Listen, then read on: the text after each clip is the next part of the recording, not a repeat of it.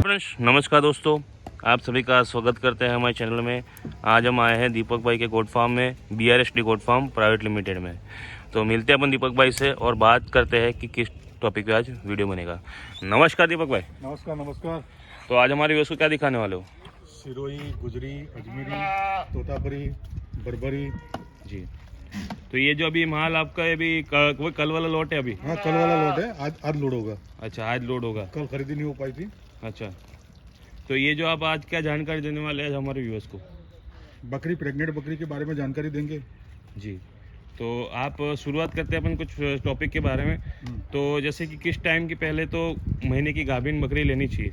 2 से 3 महीने की गाभन बकरी लेनी चाहिए, क्योंकि ट्रांसपोर्ट में भी तकलीफ ना करे उसको। अच्छा, और ये जो बकरियां रहती है मतलब कि गाभिन है कि नहीं, उसकी पहचान कैसे की जा सकती है? गाभिन मान लो, हम तो वजन से बेचते हैं। जी, मान लो गाभिन नहीं निकली, हाँ 10 बकरी ले गया, 3 बकरी गाभिन नहीं निकली, जी, एक ब्रीडर भी लेके जाओ साथ में, सही बात है। तो गाभिन कर देगा। और एक बार गाभन हुई बकरी लेके जाओगे तो बांस तो नहीं निकलेगी। सही बात है, यानी कि फर्स्ट बार लेने से अच्छा आप सेकंड बार किलो। सेकंड बार किलो। अच्छा, और फर्स्ट बार में जो कोई मान लो जो कोई रिस्क लेता है तो मान लीजिए फर्स्ट बार में कितने किलो तक की आती है बकरी?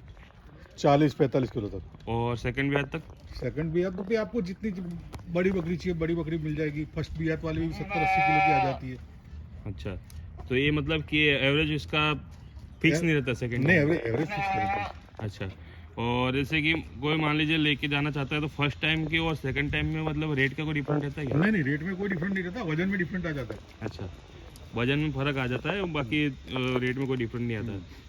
तो अधिकतर अभी जैसे ठंड का मौसम चल रहा है, हाँ, तो इस मौसम में कौन सी सूटेबल होती है? सबसे अच्छी नस्ल सिरोही है। अच्छा, हमारे यहाँ फार्म पे 3 दिन से बकरी पड़ी है, हम्म, खड़ी है। यानी एक बकरी का भी नाक देख लो, सही बात है। किसी यानी का कि भी वो आता हुआ बकरी- नहीं। यानी इम्यूनिटी पावरफुल रहती है। और हमारे फार्म पे आने के बाद हम एंटीबायोटिक पहले लगा देते हैं। जी, आज हमारे कमेंट सेक्शन में एक बात जरूर आई थी कि वो बोलते हैं कि आपके पास रेगुलर माल जाता है, हाँ आप रेगुलर सेल आउट करते हैं, हाँ, तो आप वैक्सीन कब लगाते हो? हर रोज जो सा माल आता है हमारे फार्म पे, ये वाड़े में रख दिया जाता है। अच्छा, इधर वाले वाड़े में रख दिया जाता है। फिर एंटीबायोटिक वैक्सीन नहीं होता, एंटीबायोटिक हाँ। लगता है। एंटीबायोटिक लगने के बाद तुरंत अंदर चला जाता है। तुरंत इस वाड़े में चल जाता है? हाँ यानी कि इस वाड़े से ला के इस वाड़े में वैक्सीन करके इधर लाया जाता है, हाँ और फिर वैक्सीन कंप्लीट करके यहाँ पर वापस फिर चरने पे लाया जाता है। हाँ। अच्छा, यानी कि आपके पास वैक्सीन कंप्लीट होके मतलब कि कितने टाइम में वैक्सीन हो जाता है, कितने घंटे की रेस्ट चाहिए होती है?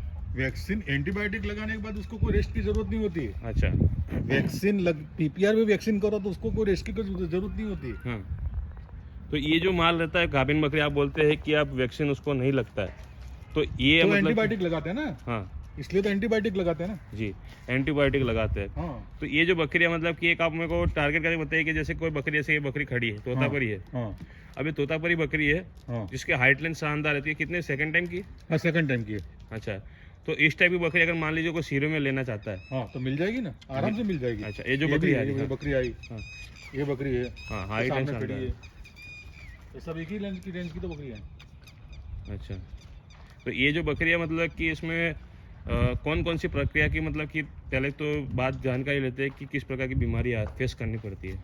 बकरी में बीमारियां, प्रेग्नेंट बकरी लेके जाओगे तो ज़्यादा बीमार नहीं रहती है। हाँ, नॉर्मली बीमारियां जो आती है, सर्दी, बुखार होना, निमोनिया होना, ये बीमारियां रहती है। अच्छा, वो तो कोई भी बकरा वैक्सीन किया हुआ बकरा, PPR का वैक्सीन किया हुआ बकरे को भी आएगी। लेकिन आप उसके अंदर भी केयर नहीं करोगे तो बीमारी आगे बढ़ेगी। अच्छा, पहले होता है, शुरुआत में होता है, नाक में पानी आना शुरू होता है। नाक से पानी आना शुरू हुआ और आपने केयर नहीं किया, तो आंख में पानी आना शुरू हो जाएगा।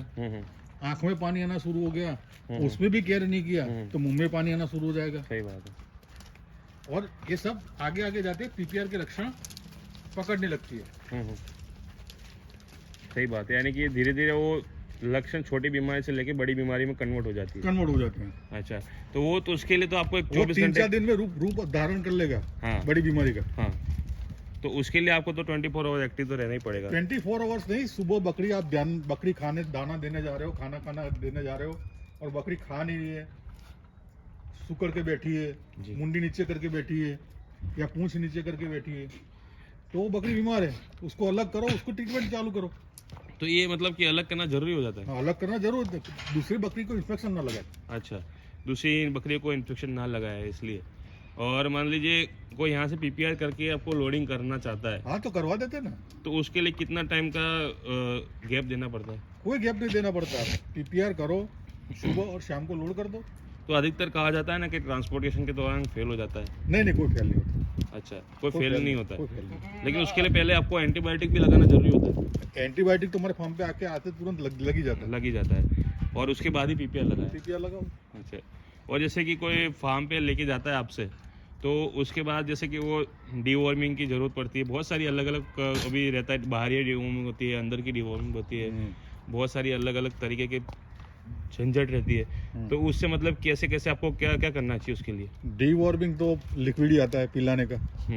बाहरी डीवॉर्मिंग रहता है, उसके अंदर दवाई, उसको पोछा लगाना जैसा रहता है।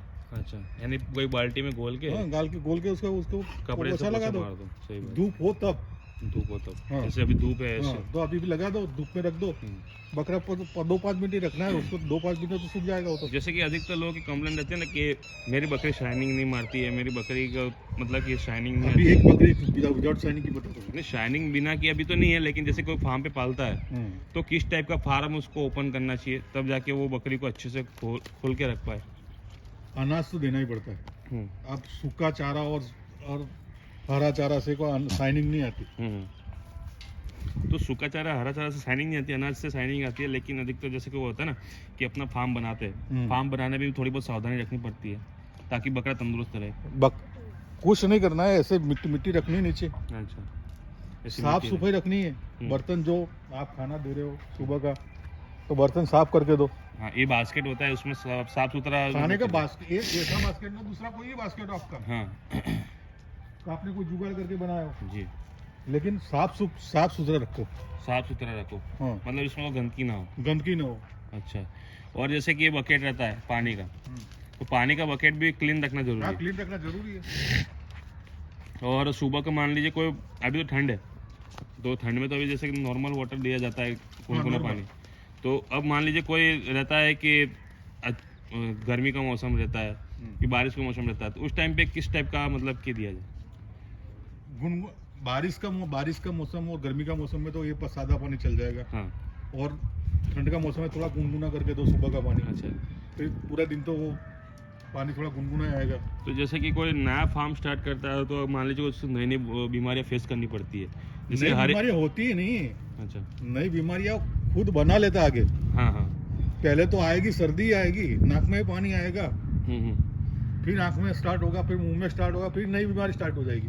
अच्छा, तो जैसे कोई अभी होता है ना, शुरुआत में ही उसने हाँ। टेक ओवर नहीं किया बीमारी को, तो नया रूप लेगा। फिर नया रूप लेने से पहले आप टेक ओवर क्यों नहीं कर रहे हो? सही बात है, मैंने पहले केयर कर लो तो आगे बड़ी बीमारी ना हो। हाँ, सही बात है।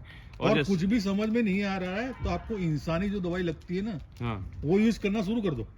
कुछ समझ में ना आया तो इंसानी दवाइयाँ दे दो। सर्दी की दवाई मान लो समझ में नहीं आ रही है, तो सर्दी में आप क्या कर रहे हो? सर्दी की गोली लेते हो, विक्स बाम लगाते हो, हाँ बस वही दे दो उसको। हाँ, शुरुआत में वही कर लो, हाँ, उससे अधिक तो स्टॉप हो जाएगी काफी।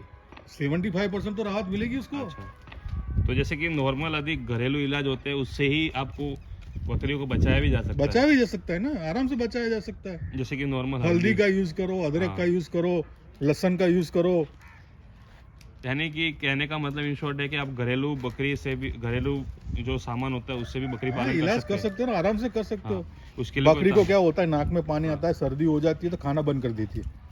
अब उसको वो सूंघ के खाती है। हाँ, अब उसको कोई पता ही नहीं चल रहा है, उसका सूंघने का कोई स्मेल ही नहीं आ रही है। सही बात है। तो उसकी जगह नौ से हाँ उसकी उसके ऊपर आप विक्स वेपर अब लगा दो रात को, जी, तो सुबह उसका पानी तो कम हो जाएगा, उसको सूंघने की ताकत तो थोड़ी मिलेगी। सही बात है।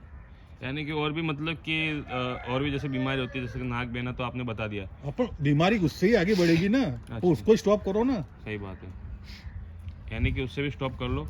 और जैसे कि कोई ज़्यादा मतलब सीरियस हो जाता है तो फिर आप घरेलू इलाज में क्या क्या कर सकते हैं? घरेलू इलाज भाई, सुबह बकरा का बीमार पड़ा है, रात शाम तक खाने पे नहीं आ रहा है, तो दूसरे दिन डॉक्टर को दिखाई दो। दिखाई दो। और हमसे लेके जा रहा है तो हमको बात करो। सही बात है। और अधिकतर लोग यहाँ पर जैसे कि बताते हैं यूट्यूब में कि भाई हमें अंडा देता हूँ, तेल देता हूँ तिल्ली का, हाँ तो वो तो सर्दी में देना ही चाहिए। गर्माहट आती है। हाँ गर्माहट रहती है, बकरा वेट पकड़ता है, बकरे का ग्रोथ अच्छा रहता है, बकरी का भी ग्रोथ अच्छा बनता है। अब ऐसी शाइनिंग के लिए मान लो कोई अंडा देता है तो उसकी तो शाइनिंग भी बदल जाती है। हाँ बदल जाएगी, शाइनिंग बदल जाएगी। तिल्ली का तेल दे रहा है, अंडा दे रहा है, दूध के साथ अंडा दे रहा है, तो शाइनिंग तो बदलेगी। अच्छा अच्छा। तो ये जो आपने खाने का जो उसका एक बकरी का डाइट कितना होता है? एक बकरी का 1.5 किलो। एक बकरी का 1.5 किलो। एक बकरी 1.5 किलो से ज़्यादा नहीं खाती? 1.5 किलो, कोई बकरी अच्छी हो तो 2 किलो भी खा ले, लेकिन एवरेज औसतन 1.5 किलो ही आएगी। 1.5 किलो होता है। और जैसे कोई नया फार्म स्टार्ट करता है उसके लिए एक बजट के हिसाब से कोई स्टार्टअप करता है हर एक। तो अगर मान लीजिए कोई बकरा फार्म स्टार्ट करता है, एक बकरा फार्म करता है, तो कम से कम एक बकरे पे कितना खर्चा आता है खाने का? एक बकरे का मोटा मोटी पकड़ लेकर चलो 25 से 30 रुपये। 25 से 30 रुपये आपको एक बकरे पे खाने का खर्चा आता है। खाने का खर्चा आ जाएगा। अच्छा। और एक बकरी मतलब 1.5 किलो खाती है। हाँ हाँ, यानी कि उस हिसाब से एक एवरेज पकड़ के चलो। किसने किलो के हिसाब से बात नहीं कर रहा हूँ, टोटल एवरेज खर्चा आएगा 25 से 30 रुपये। 25 से 30 रुपये एक बकरे पे खर्चा आ जाएगा। खर्चा आएगा। अच्छा। वजन पे बात नहीं कर रहा हूँ। हाँ, वजन पे बात नहीं कर रहे हम भी। जैसे कि कोई एक बकरी मान लीजिए 50 लेके जा रहा है तो एक बकरी पे 25 किलो के। क्योंकि मेरी बात सुनो, कोई सूखा चारा 500 ग्राम खाएगा, सही बात। तो सूखा चारा आ रहा है 8 रुपये किलो से ऊपर है ही नहीं। 8 रुपये किलो से ऊपर है ही नहीं। सही बात। कहीं भी चले कहीं जाए भी चल जाए तो वो हो गया 4 रुपये का। अनाज 400 ग्राम देगा तो 20 रुपये किलो के हिसाब से अनाज है, सही बात। तो 8 रुपये का अनाज हो गया, 12 रुपये। फिर 3-4 रुपये का हरा चारा निकल जाएगा। सही बात है। लेकिन उसके बाद भी दवाई का खर्चा सब कुछ जोड़ो तो 25 रुपये हो जाता है। हाँ, हो जाता है। सही बात है। तो ये बहुत अच्छी जानकारी बताई। और एक लास्ट जानकारी बता दीजिए कि ट्रांसपोर्टेशन के दौरान इनमें कुछ प्रॉब्लम फेस करनी पड़ती है? नहीं, कोई प्रॉब्लम नहीं आती, कोई प्रॉब्लम नहीं आती। बीमार और लंगड़ा होगा तो मर जाएगा। हाँ। दूसरी क्या होता है कि ब्रेक, अचानक ब्रेक लगा दी, अब ड्राइवर सावधानी से चल रहा है, लेकिन कोई भैंस आ गई, कोई गाय आ गई रास्ते में, तो ब्रेक तो मारनी पड़ेगी। कोई इंसान बिना बताए मुड़ गया तो ब्रेक मारेगा तो बकरे इकट्ठे हो जाते हैं। सही बात। तब कोई दब के मरने का चांस रहता है। आपका नसीब अच्छा है तो कुछ नहीं होगा। और जैसे कि ऐसी कोई बकरे लेके जाता है तंदुरुस्त, तो उसको तो कुछ होना भी नहीं। नहीं, कुछ नहीं होता। हाँ। अरे कटिंग का माल के अंदर नहीं मरता ना। सही बात है। और जैसे कि मान लीजिए कोई वो लोग बोलते हैं ना कि नया माल लेके जाता है, उसके बाद कि मेरे फार्म पे मैंने जहाँ से लिया था वहाँ तो शाइनिंग इतनी तगड़ी आ रही थी, मैं फार्म पे उतरते माल की क्वालिटी ऐसी हो गई, तो क्या कैसे? तो उसको खिलाना भी पड़ता है ना। अच्छा। और माल आप यहाँ से जो लेके जा रहे हो वहाँ 19-20 तो थोड़ा मिलेगा ही मिलेगा आपको। सफर करेगा तो थक जाता है बेचारा, वो थक जाता है ना। आप यहाँ से 500 किलोमीटर 600 किलोमीटर इंसान खाते पीते जाते हुए भी थोड़ा थक जाता है। ये तो बिना रास्ते में खाया पिए बिना जाएगा। सही बात है। ये तो जानवर है तो थक नहीं। सही बात है। तो बहुत अच्छी जानकारी थी दीपक भाई के बारे में, BRSD गोट फार्म के ओनर दीपक भाई के बारे में बहुत अच्छी जानकारी थी। तो उनसे जान लेते हैं उनका कॉन्टैक्ट नंबर क्या है और आप उनसे कैसे विजिट कर सकते हैं। मेरा कॉन्टैक्ट नंबर है 9664072450 जी। मेरा फार्म अजमेर राजस्थान में है। जनाना हॉस्पिटल से 2 किलोमीटर दूरी पे है, रेलवे स्टेशन से 8 किलोमीटर दूरी पे है। कोई भी इंसान कॉल करता है रेलवे स्टेशन से या जनाना हॉस्पिटल से तो हम लेने भी जाते हैं, उसका कोई प्रॉब्लम नहीं है। बिना फ़ोन करे भी आ सकता है, कभी भी हमारे फार्म पे जी विजिट कर सकता है जी। तो ये बहुत अच्छी जानकारी थी दीपक भाई आपके बारे में। तो व्यूअर्स मिलते हैं अपन अगले वीडियो में, और हमारे चैनल को सब्सक्राइब कीजिए और नोटिफिकेशन आइकन जरूर दबा दीजिए ताकि आप तक नई जानकारी मिलती रहेगी। तो आपको कॉन्टैक्ट नंबर डिस्प्ले में फ्लैश हो जाएगा और डिस्क्रिप्शन में मिल जाएगा।